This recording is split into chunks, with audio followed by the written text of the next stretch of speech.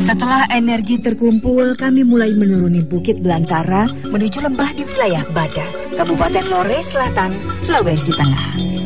Bagi Syahrul, pateke hanyalah pekerjaan sampingan di luar profesinya sebagai guru SMP.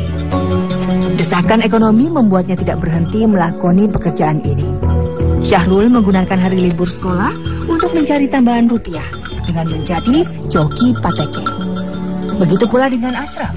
Pemuda yang masih duduk di bangku SMP ini sudah mengantongi cukup banyak rupiah dari menjadi joki pateke.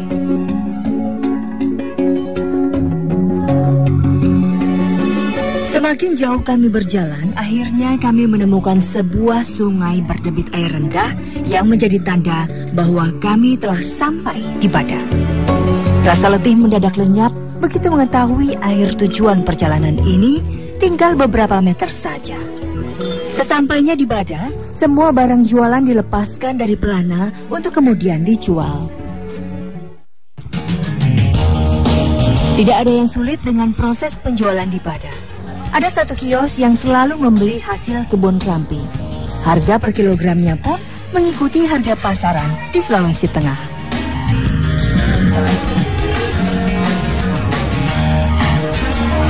Sekarang harga coklat berapa nanti? Kalau paling 20, kalau masih basah? Biasa 19, 18. Gitu. Penjualan kemiri dan kakao selesai. Namun pekerjaan Syahrul belum selesai sampai di sini. Di Bada, ia harus kembali bertransaksi, membeli pesanan kebutuhan pokok yang telah ia terima dari warga Rampi. Dengan begitu, ia kembali mendapatkan uang dari sewa angkut barang ke Rampi.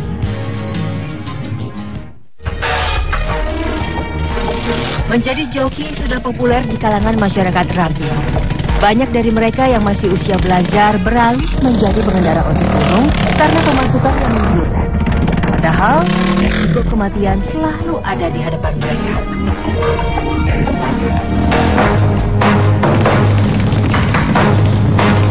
Hutan dengan pepohonan rapat menemani perjalanan hari kedua.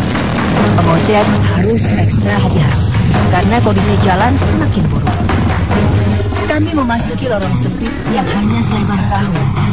Motor pun harus melintas tanpa berhenti.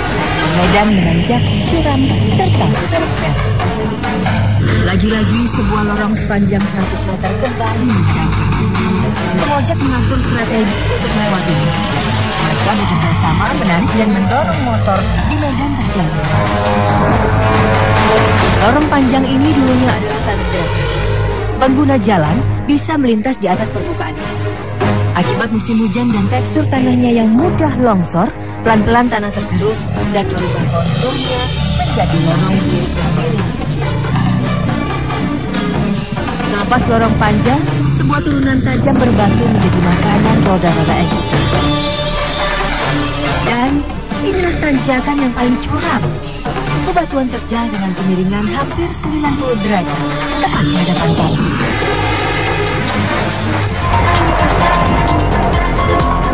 Medan menanjak seperti ini membuat motor tak lagi bisa dikendalikan seperti biasa. Trek ekstrim ini panjangnya 50 meter, sementara jalan yang aman dipijak hanya 1 meter saja. Pengalaman mengajarkan segalanya. Sudah hafal dengan tugasnya masing-masing, pengojek mulai ambil posisi masing-masing dan bahu-membahu meloloskan motor dari tangan. Satu persatu motor mulai bergerak.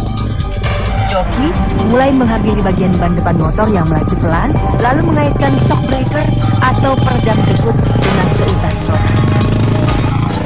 Alat ini yang biasa digunakan joki untuk menarik dan meloloskan motor dari rintangan, karena tidak gampang putus. Sebaran batu-batu besar menambah daftar kesulitan di lereng curam ini. Mau tak mau, motor harus digas dalam-dalam agar bisa melaju. Derungan mesin motor pun makin mengganas. Tidak ada cara lain. Motor harus terus bergerak. Joki yang membantu juga harus hati-hati menjaga posisi badan, terutama bagi yang bertugas mendorong, karena motor bisa saja mundur atau terbalik sewaktu-waktu. Benar-benar tak habis pikir bagaimana kesabaran warga Rampi menghadapi akses jalan yang tidak pernah berubah sejak dulu.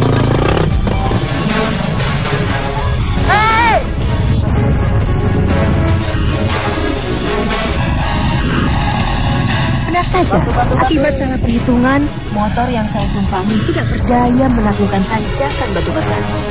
Motor tersungkur, badan saya dan pengojek sukses mencium tanah.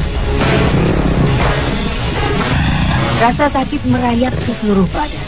Beruntung tidak ada luka serius, dan saya pun masih kuat berdiri.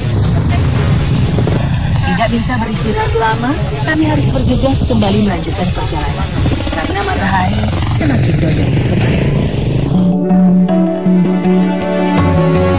Beberapa kilometer menuju Rampi, kami disuguhkan pemandangan yang begitu indah. Perbukitan dan padang savana hijau terhampar luas di hadapan kami.